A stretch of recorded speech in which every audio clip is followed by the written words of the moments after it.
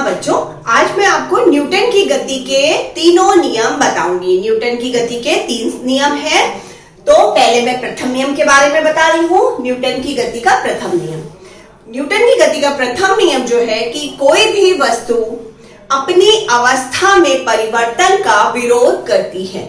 अगर वो स्थिर है तो उस अवस्था का भी विरोध करती है, और अगर वो एक समान गति से चल रही है तो भी अवस्था में परिवर्तन का, यानी अगर कोई वस्तु गति कर रही है तो वो रुकना, वो उसकी अवस्था का परिवर्तन हुआ, या और तेज चलना, वो उसकी अवस्था में परिवर्तन हुआ। अगर उस पर कोई असंतुलित बल नहीं लगता है तब तक वो अपनी अवस्था में परिवर्तन नहीं करती है। ठीक है, तो न्यूटन की गति का ये नियम हुआ कि कोई भी वस्तु, चाहे वो स्थिर हो चाहे वो गति से चल रही हो, वो अपनी अवस्था में परिवर्तन का विरोध करती है। अच्छा, कोई भी वस्तु अवस्था में परिवर्तन का विरोध क्यों करती है?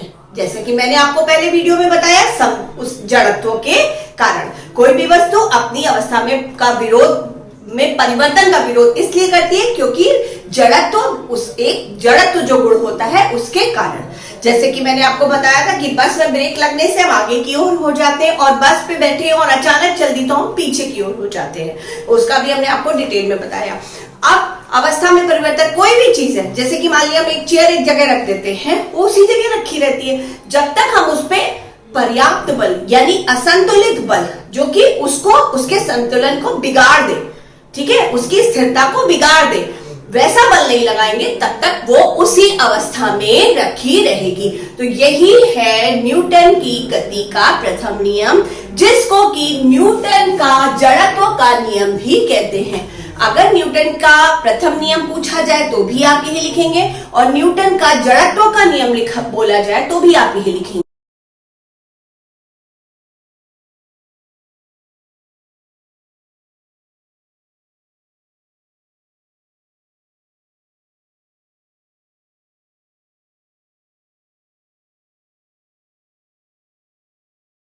कि कोई भी वस्तु अपनी अवस्था का में परिवर्तन का विरोध करती है, चाहे वो स्थिर अवस्था में हो और चाहे वो गतिज अवस्था में हो।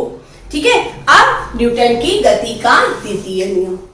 हाँ, द्वितीय नियम के अनुसार कि किसी वस्तु पर अगर हम बल लगाएं, असामान्य बल लगाएं, तो हम उसके वेग में परिवर्तन कर सकते हैं।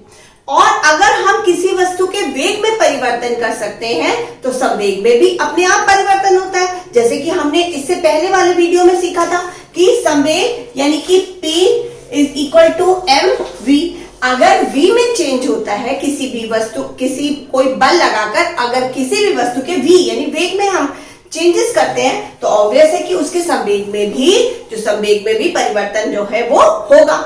ठीक, हाँ, और जो संवेग में परिवर्तन की जो दर होगी वो क्या होगी? उस पर लगने वाले बल के समानुपाती होगी। क्या? द्वितीय नियम जो न्यूटन का है वो यही बताता है कि अगर हम किसी वस्तु पर पहले तो बल लगाते हैं तो उसकी वेग में हम परिवर्तन कर देते हैं, और अगर वेग में परिवर्तन करते हैं तो ऑब्वियस है कि उसके संवेग में भी परिवर्तन हो जाएगा।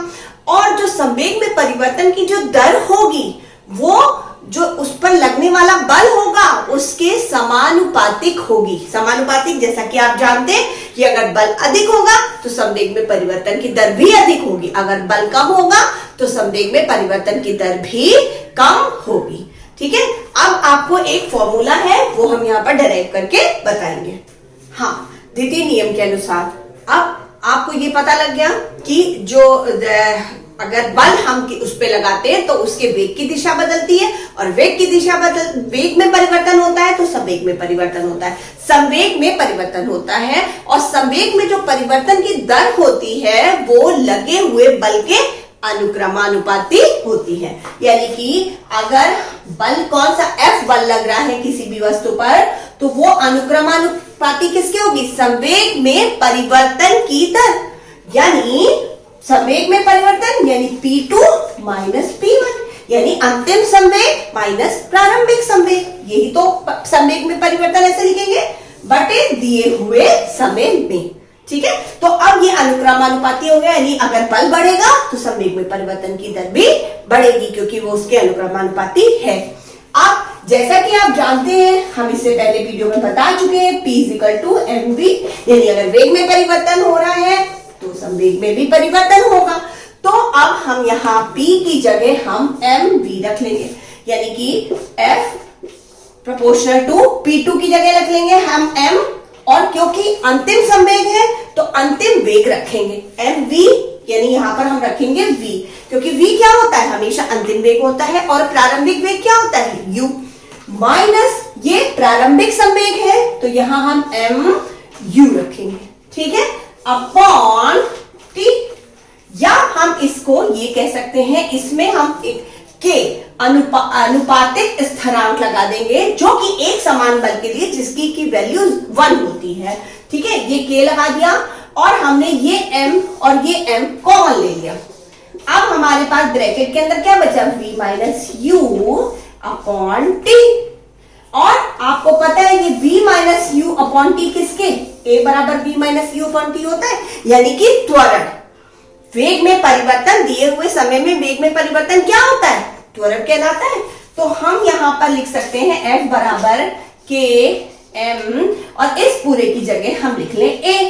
अब जैसे मैंने आपको बताया कि एक समान बल के लिए इसकी जो अनुपातिक स्थिरांक है इसकी वैल्यू होती है 1, तो हमें क्या फॉर्मूला मिल गया, F is equal to ma, ठीक है। तो ये हो गया न्यूटन की गति का द्वितीय नियम। इस नियम के अनुसार कि किसी भी वस्तु पर हम बल लगाकर, असंतुलित बल लगाकर उसके वेग में परिवर्तन कर सकते हैं, और अगर हम किसी भी वस्तु के वेग में परिवर्तन करते हैं तो हम उसके ऑब्वियस है कि उसके संवेग में परिवर्तन होगा, और जो संवेग में परिवर्तन की जो दर होगी वो उस पर लगाए हुए बल के अनुक्रमानुपाती होगी। जैसे आप जानते हैं कि अगर बल अधिक लगाएंगे तो संवेग में परिवर्तन अधिक होगा, बल कम लगाएंगे तो संवेग में परिवर्तन कम होगा। तो जैसा कि हमारा नियम है उसी के अनुसार कि F प्रोपोर्शनल टू P2 यानी अंतिम संवेग माइनस प्रारंभिक संवेग अपॉन T यानी दिए हुए समय में, P2 यानी mv अंतिम वेग लिख लिया, और P1 mu, फिर हमने m को कॉमन ले लिया और किसके साथ k स्थिरांक लगा लिया, जो कि अनुपातिक स्थिरांक है एक समान बल के लिए जिसकी की वैल्यू 1 होती है, और k m हमने बाहर रख लिया, v minus you upon T. अब हम पहले भी पढ़ चुके हैं गति के समीकरण में कि v minus you upon T यानी कि वेग में परिवर्तन को क्या कहते हैं, त्वरण। तो v minus you upon T की जगह हम a लिख सकते हैं, तो हमें एक फॉर्मूला मिल जाएगा F is equal to ma। बच्चों ये फॉर्मूला बहुत ज्यादा आपको न्यूमेरिकल में हेल्प करता है, बहुत ज्यादा न्यूमेरिकल्स पूछे जाते हैं इस फॉर्मूले से रिलेटेड।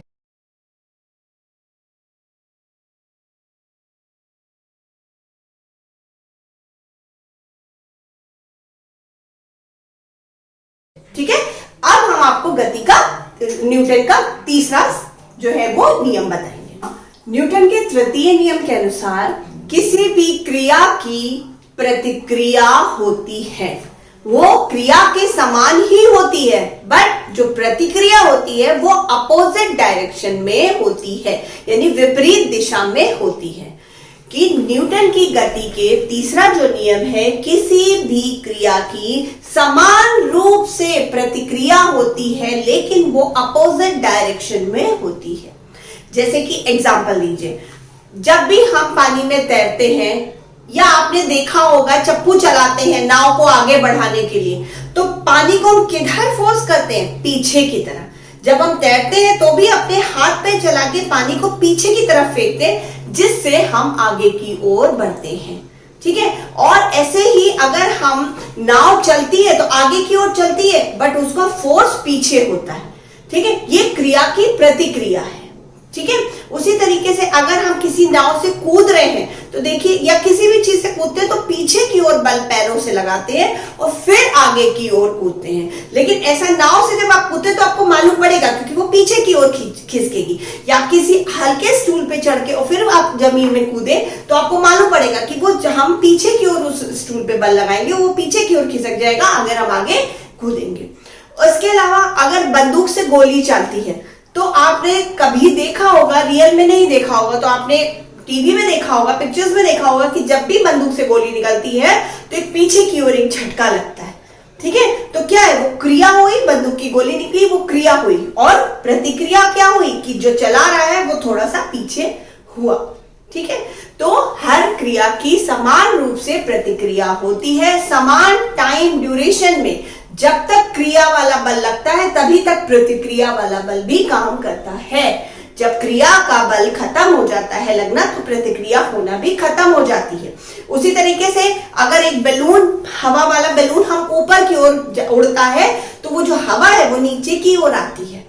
सेम इसी प्रोसेस में जो रॉकेट होते हैं, छोड़े जाते हैं, उपग्रह जो में जाते हैं रॉकेट्स वगैरह, तो क्या होता है, वो ऊपर की ओर जाते हैं और नीचे की ओर फोर्स छोड़ते, यानी आग जो है वो नीचे की ओर आती है, जिसमें एक चैम्बर्स होता है, जिसमें 5 चैम्बर्स होता है, जिसमें आग लगाते हैं, नीचे की ओर आता है और तब रॉकेट ऊपर की ओर जाता है।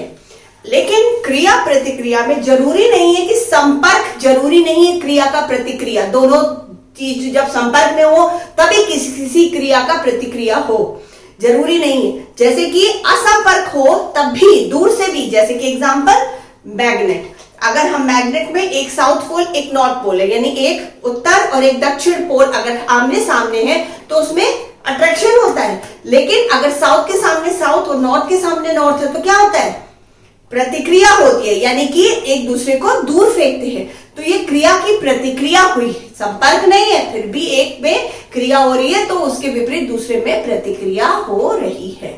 तो वो न्यूटन की गति का तीसरा जो नियम है, हर क्रिया की समान रूप से और समान टाइम ड्यूरेशन में प्रतिक्रिया होती है, लेकिन वो प्रतिक्रिया अपोजिट डायरेक्शन में होती है।